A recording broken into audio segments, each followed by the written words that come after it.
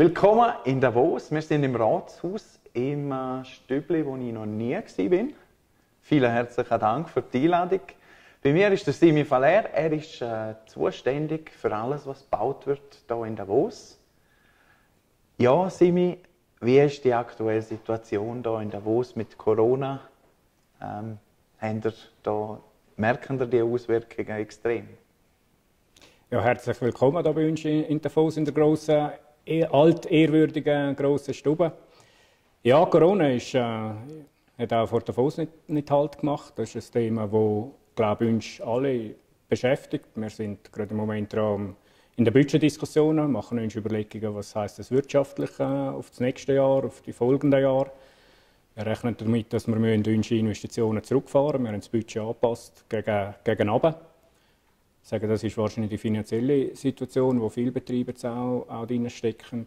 Wir sind nicht gerade ein Hotspot, das sind wir nicht. Aber es ist natürlich ein Thema, das uns als Tourismusort massiv prägt, auch, belastet auch. Vor allem eben auch die Betriebe, die da tätig sind. Du sagst es gerade, Tourismusort.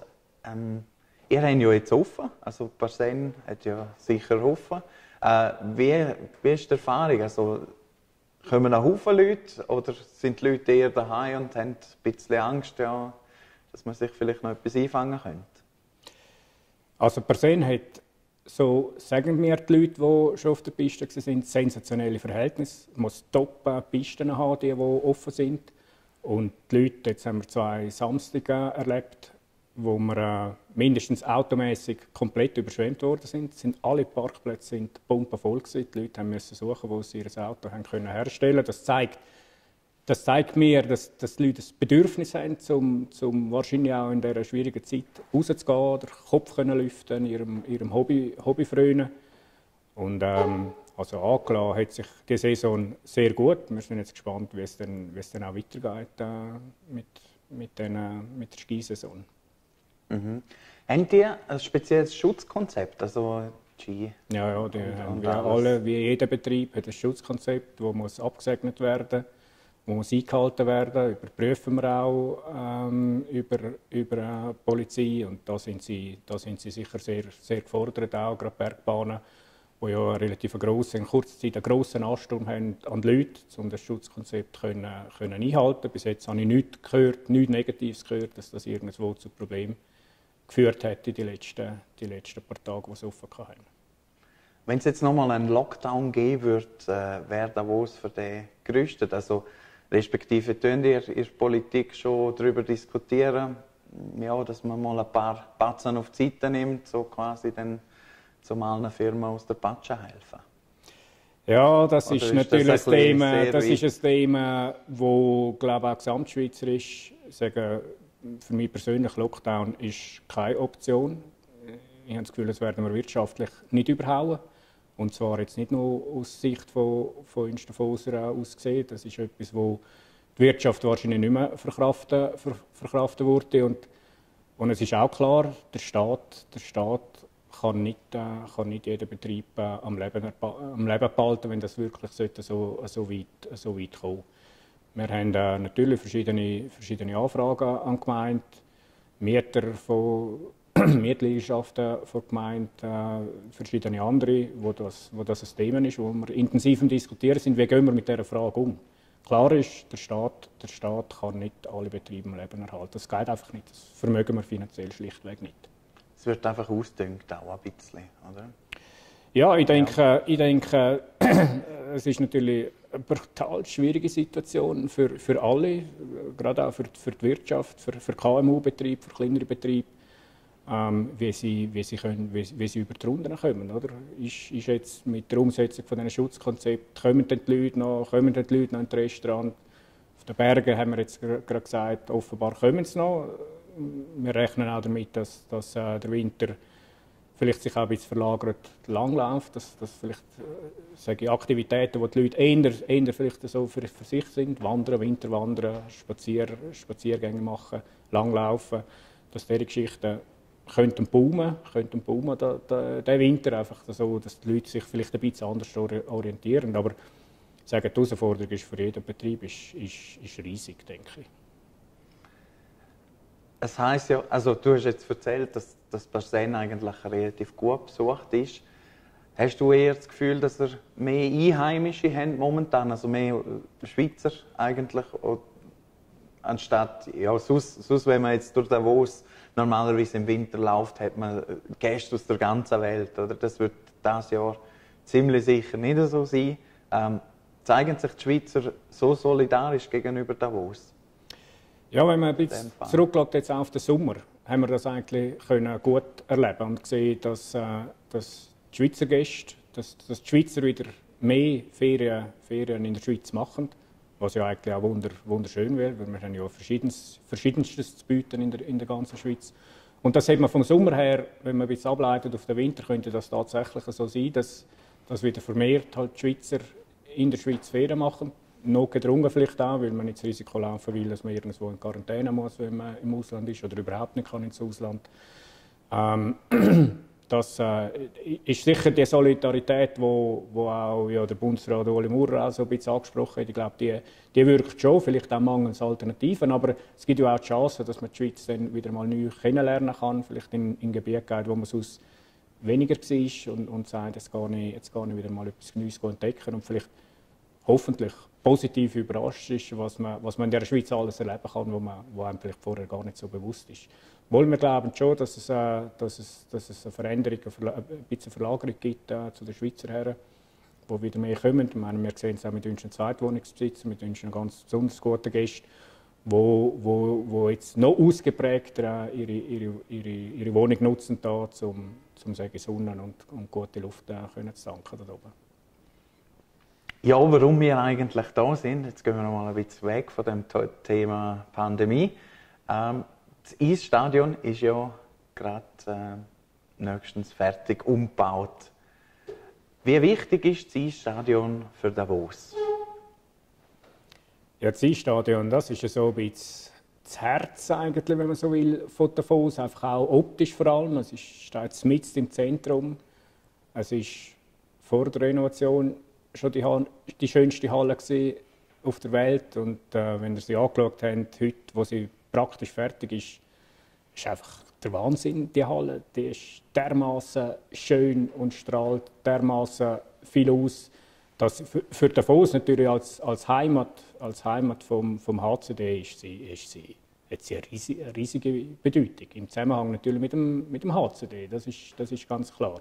Aber es ist ein Bau schon früher gewesen und jetzt umso mehr, wenn man die Leute fragt auf der Straße, die Einheimischen, das ist einfach ein Bau, der gefällt einfach allen. Da haben wir, glaube ich, wir Davoser ganz besonders tief in unserem Herz drin.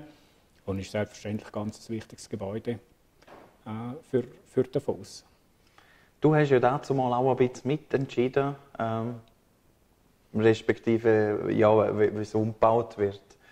Wann ist der Punkt genau gekommen, wo ihr gesagt habt, ja mal, jetzt geht es nicht mehr, jetzt ist es nicht mehr zeitgemäß, jetzt müssen wir etwas machen?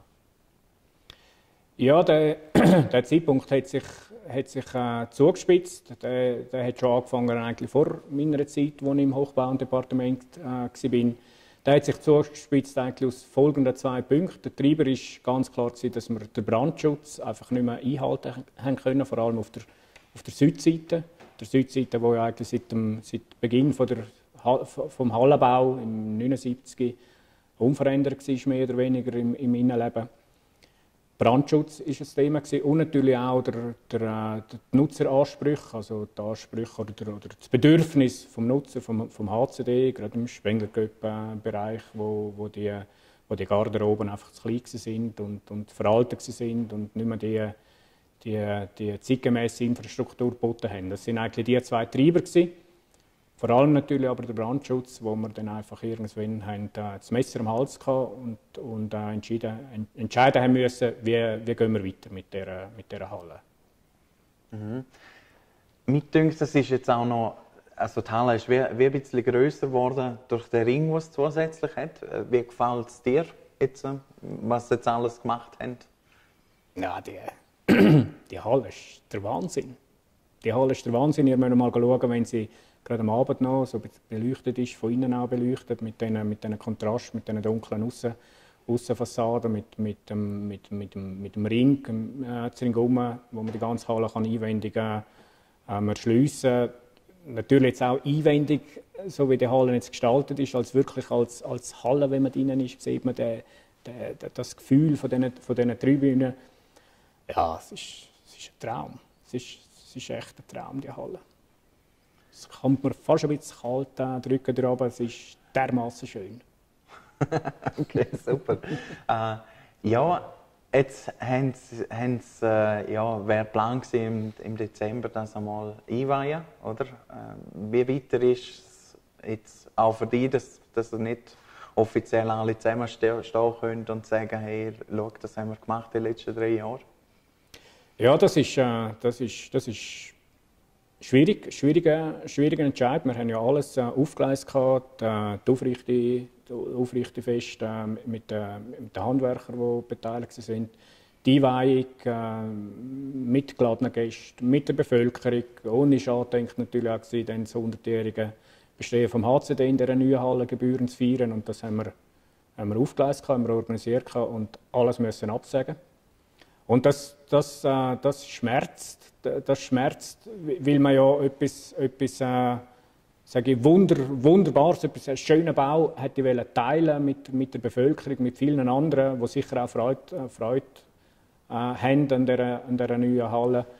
Und das tut ein bisschen weh. Es tut vor allem auch ein bisschen weh, dass wir den Handwerkern, die beteiligt sind, nicht gebührend, nicht im normalen Rahmen können Danke sagen. Das Aufrichterfest, das man ja mal macht, wenn ein Bau, sage ich, die Etappe fertig ist oder wenn dann das Dach drauf ist ja nicht einfach, dass man zusammenhockt und einen schönen Abend hat miteinander, sondern dass der Bauherr eben auch Danke sagen kann, den am Bau beteiligten Handwerkerinnen und Handwerker. Und das tut fast am meisten weh, dass man das nicht so offiziell können Danke sagen, dass sie einen super Job gemacht haben. Also wir haben uns alle natürlich ganz anders gewünscht, wenn wir die Halle einweihen könnten, der Öffentlichkeit zeigen und mit einem schönen Fest das auch gebührend feiern können. Tut weh. Aber ist jetzt so. Nützt auch nicht, wenn man darüber jetzt sich fest Gedanken macht. Es ist einfach, wie es ist. Sind ihr jetzt also ein bisschen am Rausschieben? Also, dass ihr irgendwie finden, ja, hoffen wir, wenn es im 21 dann einmal Corona wieder weg ist, dass man es dann vielleicht macht? Oder ja, ist das momentan auf Eis gelegt? Im Moment machen wir uns eigentlich keine Gedanken. Es ist immer ein bisschen schwierig, oder? Wenn dann ein Gebäude auch steht und dann für viele dann schon fast einfach selbstverständlich ist, weil es da steht, dass man dann irgendwie so wie die alte Fasnacht hinten nachkommt und dann noch so ein Einweihungsfest macht. Ist dann nicht mehr das Gleiche. Wir haben uns da noch keine wirklich konkreten Gedanken gemacht, wie wir umgehen damit. Jetzt ist es halt auch schwierig in dieser Zeit, zum auch ein bisschen zu schauen.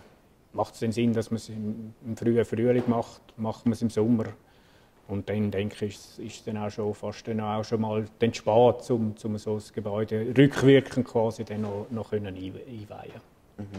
Aber es ist noch nicht definitiv, haben wir uns auch noch nicht intensiv jetzt Gedanken gemacht. Ja. Hoffen wir das Beste. In dem Fall. Ja, das ist bald vorbei. Oder? Nicht nur wegen dieser Hallen, oder? Ich meine, das ist ein kleines Detail, sage ich, wo selbstverständlich auch verkraftbar ist, wenn man jetzt da keine Einweihung machen, aber für alle anderen, für uns alle, ist das zu hoffen, dass die Situation sich dann bald möglichst einmal ändert. Ja. Das ist so. Gut, ich wünsche dir alles Gute. Vielen Dank, dass Sie hier mal zu Gast sein durften. Ist man auch nicht jeden Tag. Gerne, schön, jederzeit wieder. Danke vielmals. Danke vielmals. Danke dir. Das war das Gespräch mit Simi Faller. Danke fürs Zuschauen und bis ein anderes Mal. Ciao.